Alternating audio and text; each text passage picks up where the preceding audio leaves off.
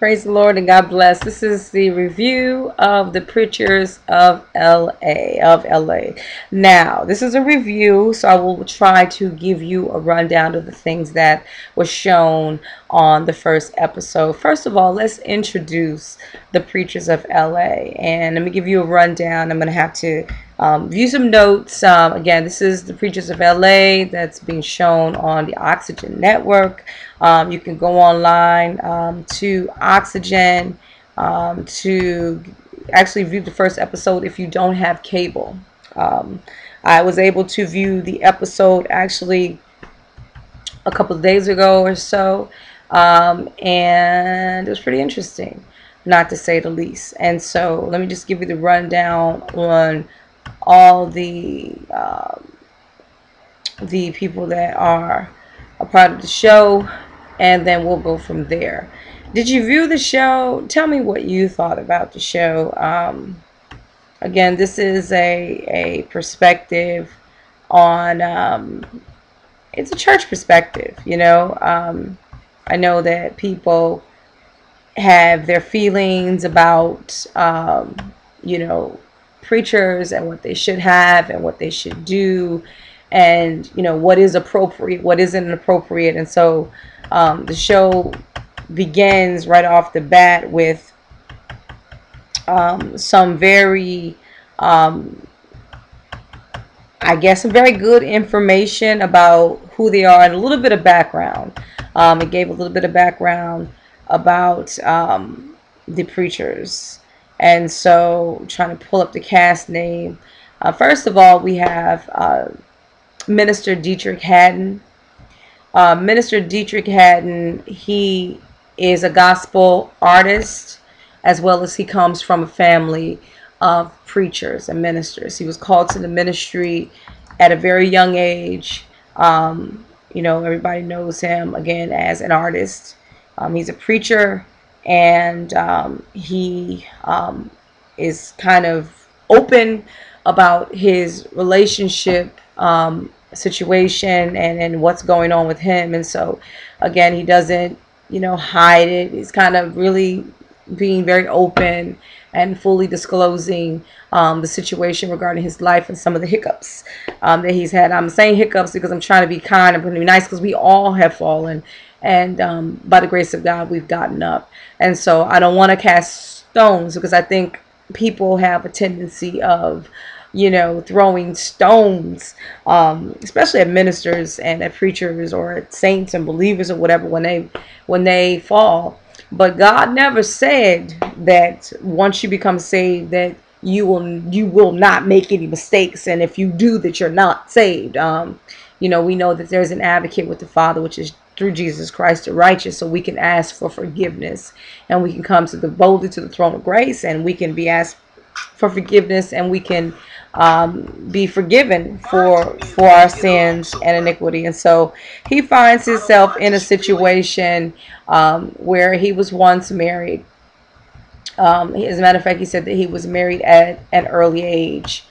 So this basically, this first video is just an intro, basically about who they are and about what they represent and what they're trying to do, and just kind of giving you a general overview of what their perspective is about who they are and how others view them. And so going back to Minister Deitrick Haddon, again, he was in a previous marriage. I think they were married for, I want to say, over 14 years. I think it might have been 15, to Demita. He didn't mention her name, but that's what his previous wife's name was. They are divorced. However, in the midst of the marriage, there was situations, there was things that happened, obviously, that brought their relationship to a screeching halt.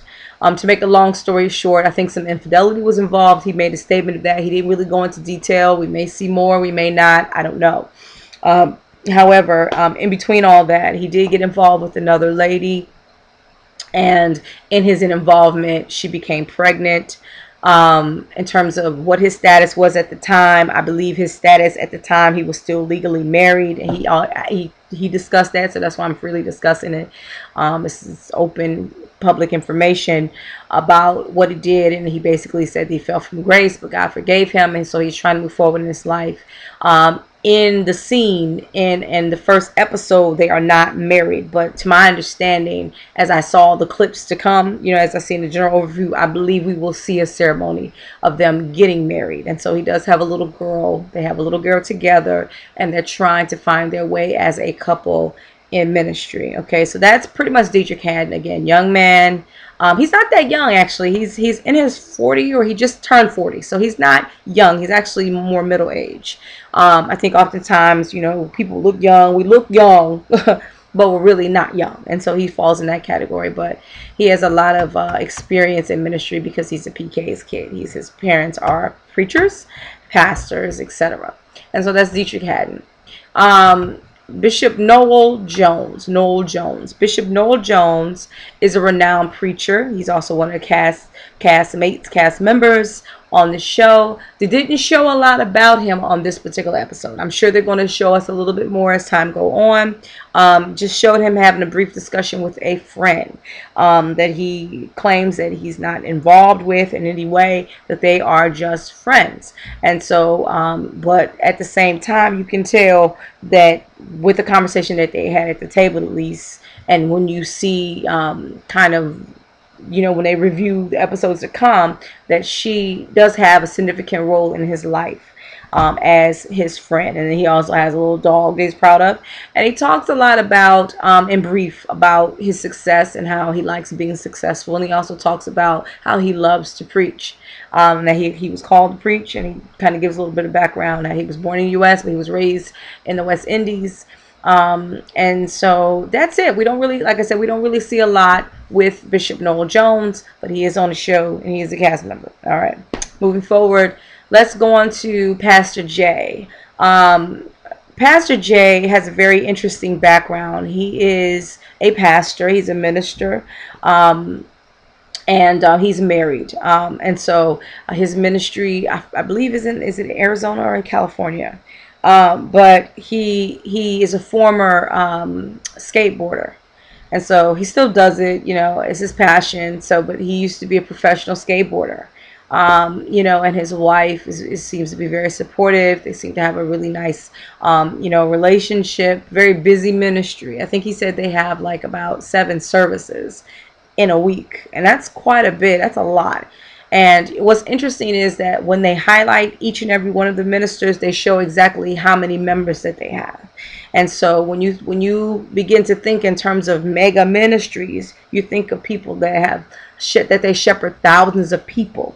And then you wonder, well, why are these men wealthy and successful? Well, when you take under consideration that they have thousands of people, and thousands of people pay offering and they pay tithes, and then also they talked about it a little bit later on in the show, how they say, people oftentimes talk about that they are prosperity ministries and etc. And they don't like to refer to themselves as prosperity ministries because they are prosperous. Does not necessarily mean that they're a prosperity ministry. And we'll talk about that as time go on. But they say they don't like that term. They don't like to coin that term. They don't like to be labeled as such. That God has blessed them, and they feel like the people it's misled, that they don't understand that they have multiple streams of income coming in, which means some of them may actually have other jobs outside of ministering and pastoring. Not all of them are pastors. Let's note that. Deitrick was a pastor at one point in time, but he gave up the pastoring because of the things that he was going through and things that were going on in his personal life. And so let's see. I think he's the only one that's not pastoring, but they're all ministers. Okay, they're all preachers. Okay, so they talk a little bit about that and about the multiple stream of income, etc. But that's a little bit later. And so that's Bishop Noel Jones. Not a whole lot there, but I'm sure a lot more will be revealed in time. And I'm sorry, Bishop Jay. Again, about his past. He was a skateboarder. He was on drugs. God delivered him. Jesus came into his life, and from there, he did what he did. He didn't go into details as to how he came, into the ministry and etc. Just kind of gave a background of a personal testimony of how, you know, he was introduced to Jesus, and maybe some of the things, some of his challenges and things that his struggles were at one point in time. And I guess he is compelled to go out and reach out to people that was like him. Amen. And so that's a lot of times that's what happens. Generally, however you are, a lot of the members that come to your church are a lot like how you were or how you are. That's what's interesting. The Bible said, I know the Bible doesn't say that, but this is the saying. So the leader, so the people. Amen. Have you ever heard that? You see a lot of certain kinds of people in the church, and then you wonder, what's up with that? Oftentimes, either the leader had that struggle, or they're currently struggling with it, or, you know, they've been delivered, but, you know, God has sent these people so that leader can help aid and assist them in that particular area. And of course, God allows a little mixed multitude going on, so that's not altogether true, but we do see patterns of that in ministry. Amen. And so that's Pastor Jay. Next, let's see, Pastor Cheney. Pastor Cheney is the tall one, light-skinned one, nice-looking one. His wife is very supportive. She claims she leads praise and worship. So I'm just trying to identify who they are. She actually had a lot to say in this first episode, and she introduced who she was and etc. And so, cute couple, 2 kids, nice family. They don't really go into detail about them either. I believe he comes from a line of preachers as well. I think his father or someone in his family, grandfather, somebody was once a pastor of the church that he's now pastoring. He's pastoring, and you know, they talk a little bit about how it's important to have a wonderful love life. Okay, so it seems like there's a little pattern there. Last time when we reviewed sisterhood, we had some emphasis with the love life, and so now we have another emphasis with the love life. Again, when you're married, that's a significant part. It's not every part of it, but it is a part of marriage. So they want to highlight that about their marriage, that they're very passionate about one another. That's wonderful. You know, married couples should be passionate about one another, and so that's what they wanted to emphasize in that particular piece. They didn't really go into, again, a lot of details about their life, but I'm sure that we're going to come to know them a little bit more better as well. Moving on to Pastor Gibson. Pastor Gibson is the pastor that the Lord delivered from gang and drugs. He was the gentleman that went to Compton to reach out to the gang members, and he referred to himself as an OG. You know, that God, you know, brought him out of that life so that he can go back and get other people that's in that life and show them a better way. You know, he shares a lot about his story. He shares a lot about the people that he's reaching out to. He was on drugs. He was a gangbanger. What I do like about them is that he does have a wife. Their relationship seems to be very grounded, very strong relationship, high school sweetheart, married for 30-something years. You know, I like that about him and his wife. Seems very, very genuine, not, you know, very authentic. You know what I mean? Very authentic, ground, like he's in love with his wife, for real, for real. And I like that, like he's not putting on.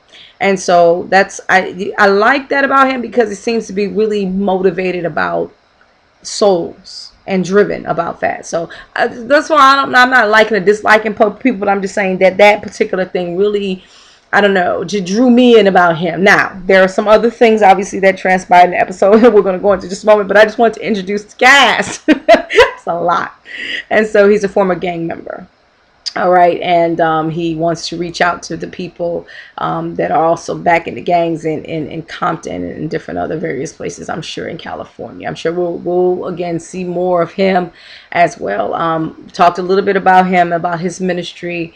Again, and talked about how many members he had, etc. And talked about, and again, we got to see the houses. We got to see, you know, some of the things that they had, you know, but it wasn't as in your face, in my opinion, as it seemed like when they did the review for the show. Like, but I'm sure that we're going to see a lot more of that. I'm sure we will, because that's their lifestyle. So hey, you can't separate them from their lifestyle, and that's what it is. So yeah. Anywho, that's Bishop Gibson. Okay, and we're going to, last but not least, introduce our Bishop Clarence. Is it McClendon?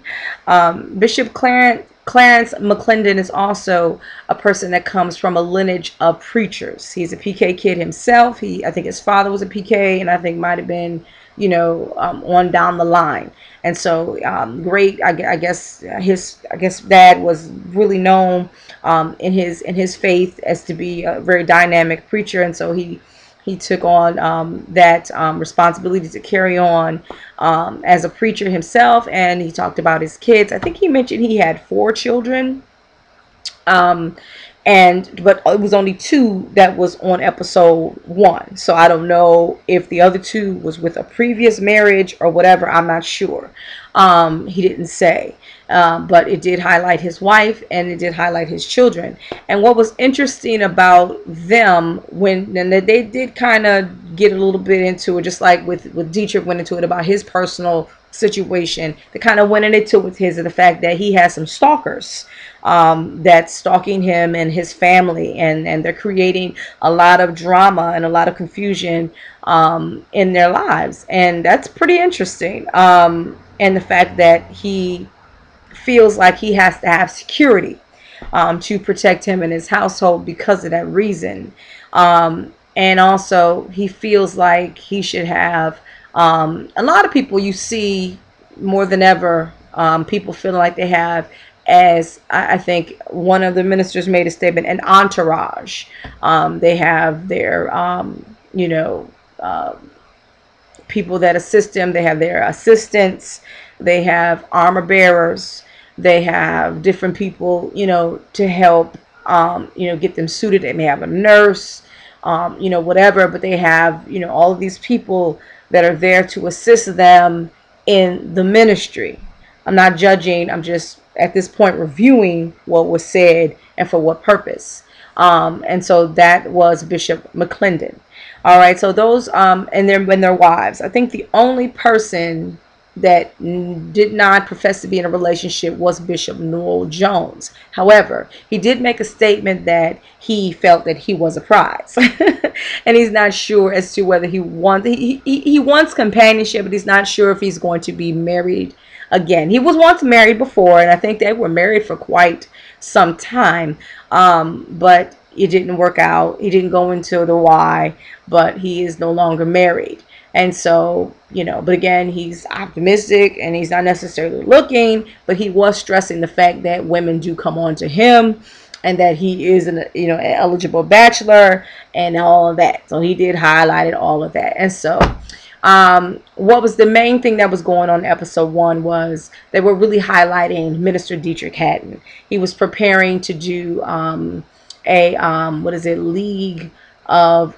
Extraordinary Worshipers or something like that. It was a choir that he had formed, and they were to do their first performance, or they were to do a service. Okay, and so he made mention about the importance of it being successful, not necessarily for God's glory, but for him to have his money right. Now, he did make that statement. You can listen to it for yourself. Okay. Now, I'm just gonna make a sidebar on that. Most preachers that are full-time in ministry don't have secular jobs. They don't work a 9 to 5. Their job is pastoring. Their job is being a minister full-time. And so that's how they receive their compensation. Just like you go to your 9 to 5 job. And the Bible talks about that with the Levitical priesthood. God instructed them that they could not work. And so they lived off the tithes and the offerings that was received during that time. We no longer have the priesthood. However, we do have pastors and we do have ministers. And so the Bible instructs that we are not to muzzle the ox. Okay, so that we have to compensate them. And obviously that's contingent. You know what I mean? Obviously, if you have a very small congregation, you don't take all that they have. They are to give according to how God has blessed them. So basically, you receive based on what you have and how God has blessed. Okay, so there's really no monetary set level as to what you can receive. So as far as he is concerned, he is a gospel artist. Okay, so that's how he makes his living. Okay, that's how he feeds his family. You know, and I'm sure he produces, he writes, he does a lot of things, and so that is his job. So when we hear things like, well, this is how I make money, that's how he makes his money for real. So he's not like, you know, kind of, I think somebody made a statement that, you know, people are kind of, you know, bragging about, you know, how they make them. No, he's just making it clear that this is how I make my money. So this has to be successful because I put money into this. And most of the time when you do productions like that on that grander scale, you're putting a lot more money into it. So, and most of the time people that's never hosted an event, never planned an event, don't really know the ins and out of it. And so somehow you just think, poof, it, you know, it just happens and it's successful and, you know, but no, there's a lot of money involved. There's staffing involved. There's people that need to get paid too, you know. So yes, some of this definitely is for outreach and ministry, and to God be the glory, but it's also for people to make a living, to take care of their families, and etc. So I'm not downing him, and I think people get it twisted. Again, they don't have regular 9-to-5 jobs. Their ministry is their full-time job. Being a gospel artist is his full-time job, and behind that he makes money being an artist, singing his songs, producing and writing his songs, selling his songs, and etc. I believe that he is no longer pastoring. I don't know what he's doing at this moment, but in that particular taping, he was not pastoring. So it's just he's preaching and he's doing the music. That's how he makes his money. So anyway, they're getting prepared to do this great performance. The League of I forgot the name of the choir.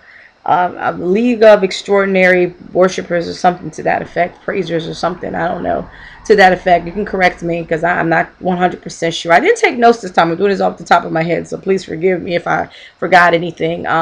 So anyway, that's what the gist of it is about preparing for that. There were some instances, and I don't want to just kind of do details like too much, but I can highlight some things. Okay, so that's what it was about. That was the main thing. It was the focus on him and him making connections with the other pastors / ministers. And so he called Bishop Gibson, I believe it was, and asked him to do the altar call at the end. And so he was excited about that. Bishop Gibson during that time was sharing with his wife about what was going on. He received a call from someone that he knew that got shot. No, he didn't get shot, but he got shot at. His car got shot up. He was in the car with his girlfriend, and what's interesting is that he buried his father, the young man that got shot up, that called him. He buried his father 3 months prior to that he died, and he buried him. Okay, so basically he wanted to encourage him that he needs to come out of that life. They're gang members. The young man is a gang member, and it was some other gang members that he had went to minister to. So it kind of highlighted the fact that he was trying to do outreach and trying to bring them in. He invited them to the service, to the concert, Minister Haddon's concert. He invited them to the concert because he knew that he would have a role to play in terms of the altar call at the end, and he wanted to pray for them and to really show them the cool side of God, you know what I mean? So basically let them know you can enjoy Jesus, and you know it's just not boring, and on. Again, you see the dynamic between Bishop Gibson and his wife, and it was cute, and I enjoyed it. Moving on, just to highlight again, I'm kind of scattering around because I'm trying to get this down. But with Minister Haddon, when he went to his girlfriend at the time, I guess fiance, went to her house. They weren't living together at the time. The first episode, they were not living together. They made mention about living together, and it's against their religion, you know, for them to do that. And so they're not living together. But he went there and he expressed some concern about his daughter really not knowing that he's her dad, you know what I mean, because they don't live together. Okay, and he expressed concern, and of course I guess he makes some comments, but anyway, the dynamic between them, he appeared to be in love with his fiance. He appears to be in love, but at the same time, I think it was, since they're not married, in my opinion, it was just too much public display of affection, if you know what I mean. If you read the first episode, he grabbed on her butt. They're not married yet. And, you know, if you want to try to distance yourself from the adultery thing, you need to kind of you know, at least on camera, try to keep it, you know what I mean, whatever. But again, nobody's saying being a hypocrite. Be yourself. And I guess that's what he felt. He like, this is what it is. It's my love, my life. She got my baby. I'm gonna marry her. I love her. I'm gonna treat her how I normally treat her. I guess that's how he feels. So I guess he feels like, look, I'm not gonna be a hypocrite on camera. I'm gonna be who I am on the camera, off camera. So kudos to him for that. But I'm just saying, if you want to distance yourself from the whole adultery thing, being that, I don't know, in that moment where you were in the process of your divorce, but or if you were not fully divorced, you kind of don't need to be touching another woman and all that, kind of, but you shouldn't be. And it's wrong. And also, if you're not married to her, certain displays of affection is not appropriate at all. So whether you're in public or out of public, that's just my take on it. Again, they're going to get married. That's his goal, but that's just some things. And also his dress, the outfit he had on. I think that the apparel he had on during the concert, I think he may have wore it another time or something during the episode. It was like a little kilt-like type skirt, something with some leggings or something like that. I'm really not feeling that at all. The Bible talks about women and men's apparel. Now, I may sound old school, but I just really feel like that the attire is just too, what is the word that I'm looking for? Too worldly. Too much for believers. I think that he shouldn't be wearing that. As a minister, I think he should be wearing it. I don't think any believer should wear it personally. It's just my opinion, just based off the word, because the Bible makes it clear that there's a difference between male and female in dress, etc.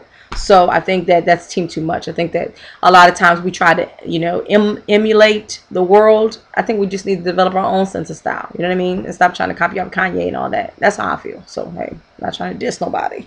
I've been a fan of Deitrick Haddon's, like his first album.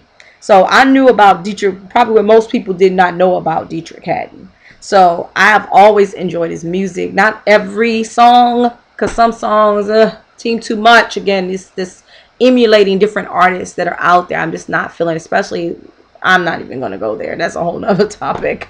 But I'm saying, so I'm not coming from a place where I'm not a person that likes his music, because I actually enjoy his music from the beginning. Most people are just coming to know who he is, and some people still don't even know who he is. So I've been listening to his music for quite some time.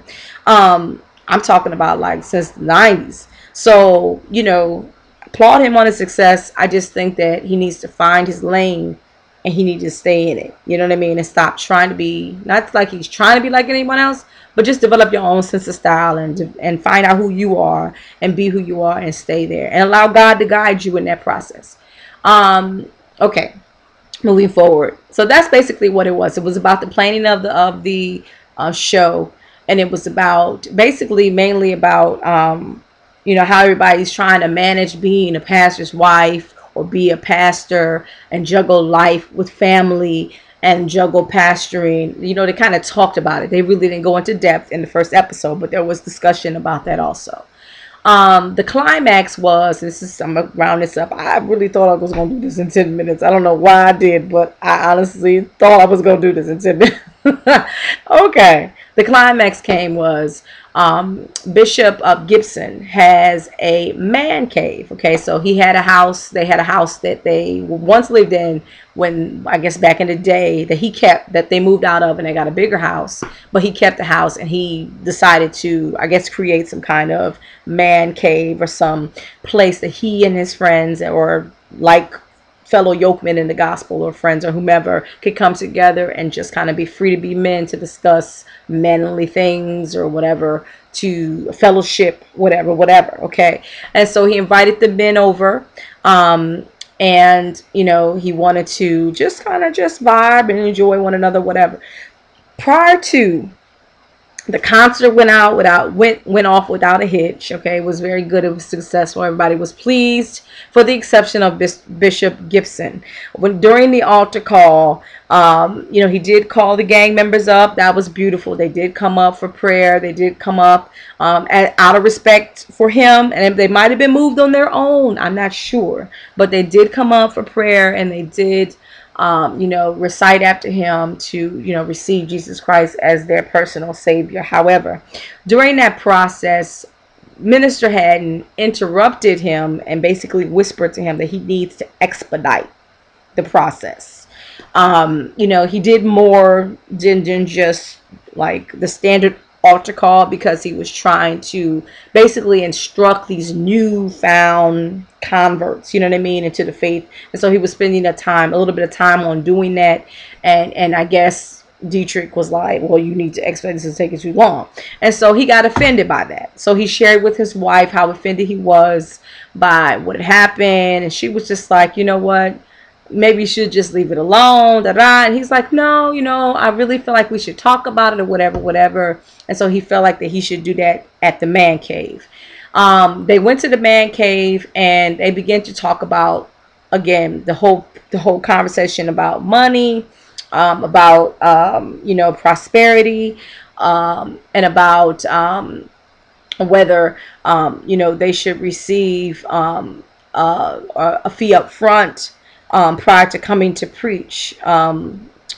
Honorarium is what they refer to it as. When preachers go preach somewhere, they generally receive, when they're big name preachers, you know, they usually receive what they call an honorarium. They have an X amount of number. They have a number in mind that they would receive prior to, and they may have an agreement as to what they're going to receive once they get there. Okay. And then Dietrich's question was, would Jesus have charged an honorarium? Would Jesus have done that? And so there was a dialogue, and some people were talking about kind of going around the question. And Dietrich was like, you're not really answering my question. And so Bishop McClendon, I guess they passed the question on to Bishop McClendon for him to answer it. And he said, well, I generally don't charge, you know, a set fee per se. However, I do make it clear that when I travel, I don't travel alone. There are other people that travel with me, and they should be compensated, and etc. And so I try to work with people in that regard, but I do make it known that they do have to have something, you know, prior to me coming or whatever. And so Minister Haddon, Dietrich challenged him, okay, on that, and was like, you know, is that something that Jesus would do, and da da da, is that biblical, da da da. And they were kind of going back and forth, and so the other ministers were chiming in on their thoughts or whatever. And at the end of the day, it was a confrontation between Minister Dietrich Haddon and Bishop McClendon. Bishop McClendon got offended because he felt like Minister Haddon was saying that he was trying to do team too much with an entourage, and that he was, you know, trying to, you know, that he should learn to work with the people. It's almost like he was feeling like he was being criticized for how he conducts his ministry. And basically he was trying to explain to Dietrich that the reason in which he carries these people, he didn't go into the fact that, you know, there's some things going on in his personal life and he does have security and stuff like that. He didn't go into that. So some of that may be justified. But I don't think that should be the church's responsibility to pay for your security. You know what I mean? That's your business. If you're having some personal issues and you're having to have some outside people come and help you, that's your thing. So you take that out your money. That shouldn't be the church you coming to preach for its responsibility, I think. So he didn't go into that, but he felt like he went to explain that the armor bearers, his assistant, his personal assistant, all that stuff, they're there to assist him in the giftings. He was saying he has the gift of healing, and so do I. But I don't have other people helping me. I mean, I just, you know, just like Minister Haddon said, that the Lord gives you gifts, and he will give you. Now, the Bible does say that he sent them out 2 by 2. Now, that's 2, but I'm sure that Bishop McClendon has more than 2 people, or him and some more than, you know, he has like I said, an entourage. And so they were going back and forth, They both felt offended. You know, at the end of the day, Bishop McClendon did tell Minister Haddon that basically he thought he was smarter than what he was. So that was a direct attack at that point. But again, they both felt slighted in the conversation, and so that's going to carry on into the next episode, and that's basically how the first episode ended. Was a lot there. So for those that did not see it, I gave you a blow by blow, almost. I think it may be a few things that I didn't mention in the episode. I'm going to put a clip of the episode on. I'm going to put a link of the episode in there so you can take a look for yourself. Overall, I think it's interesting. It's going to be interesting to review as time go on. My opinion about the entourage, or whether to have it or not, everyone has their reasons for doing things, whether it be right or wrong. If that's your thing, if you feel like you need a group of people to assist you in the way in which you demonstrate in the spiritual gifts that you have, or you need support, or you need prayer warriors or whatever during this process, I think that's your personal thing. I think that you shouldn't charge churches for your staff. I don't agree with that. I think that that's something you should take from your money that you receive, and you compensate your people. I don't think that you should that should be the church that you're ministering to's responsibility. No, I don't. No, I really don't. I think that's a bit much. I think that if you feel like you need that, if the people are calling for you to come, but you feel like you need that, I think that you should handle that on your own, with your own resources. Like if you want to take, the offering that you're going to receive, the honorarium or whatever you're going to receive, and the offering that you're going to receive, and you want to compensate your people, then you do that. But I don't think that you should put that burden on churches, because they ask for you. And just like he was saying, well, they can't ask for me and not expect everybody else to come with me. Well, again, that's your choice. If you want to bring other people, that's your choice. But I don't think it's the church's responsibility to compensate them. I believe that it's your responsibility to compensate them. That's what I believe. Yes, I believe Jesus sent the disciples out 2 by 2. And I think anything beyond 2, and if they're not preachers, I think it's the preacher's responsibility to handle whatever compensations are, whether it be transportation or whatever. I think that preacher should cover all of that with his tithes and offering, because more, unless if he's a pastor, his whatever he's getting from his local church, or if he's getting, if he has a multiple stream of income, as the preacher said, we have an enterprise, we have a multiple stream of income. Okay, terrific. So then you have more than one income coming in, so you can afford to pay somebody for whatever responsibilities you've had. If you have a nurse, I say if they're a nurse, or if they were a doctor, you would compensate them accordingly. Like it's your private doctor, private nurse, or whatever, somebody on staff is there, then you need to compensate them. That they're people that are on your payroll, then you should compensate. You should compensate them. Your local church should compensate them. I don't think it should be the other churches that you're visiting's responsibility to compensate them. That's how I feel about it. As far as Dietrich going in on him, I don't think that was the place for that. I think that he took it too far. He didn't realize that he was also being as offensive as he felt offended. You know what I mean? So I think that I understood his passion, but I think that it was too much, and it became a personal attack almost, and he kind of crossed the line with what he was saying. But at the same time, I felt like Bishop McClendon was treating Minister Haddon as if he was a child, and Minister Haddon is at 40. So that's like 10 decades in. So you have a life experience. You're not a young man. You're a young man when you're in your 20s. You know what I'm saying? Or you're in your teens, or you're not a young man when you're in your 40s. We thank God that we still look young, but come on, we're not young anymore. Come on now, we're looking towards retirement, okay? And we're being more cognizant as to preparing for retirement, or we're beginning to send our children through college, or we're preparing our kids to go to college, or some of us even have grandbabies. Come on here. So I think that was a little condescending to refer to him as a young man. So anyway, the other gentlemen were very, personable and very nice, sweet people. Again, they're going to be exposing their lives on TV, and kudos to them. They just have to brace themselves for the judgments and things that are going to come along with it. Again, the whole purpose is here is to review the show and to be as even kill as possible, objective as possible in the process. So thank you for viewing. I hope you enjoyed the review. Feel free to leave a comment, subscribe. Tell me how you feel about it. What did you feel? They didn't really show a lot. Like I said, it was more about Minister Hatton than anybody else in this first episode. I think they just kind of wanted to kill the noise on the rumors and things that were. I think he wanted to just put a lot of things to rest in this first episode, and then kind of use this format as an opportunity to put some stuff to bed and to put some things to rest in terms of rumors in regards to his personal life. So I think they just wanted to kill that noise so they can get to the root of whatever it is that they wanted to do. But anywho, that's what it was all about. Again, thank you for listening, and God bless until next time. Shalom.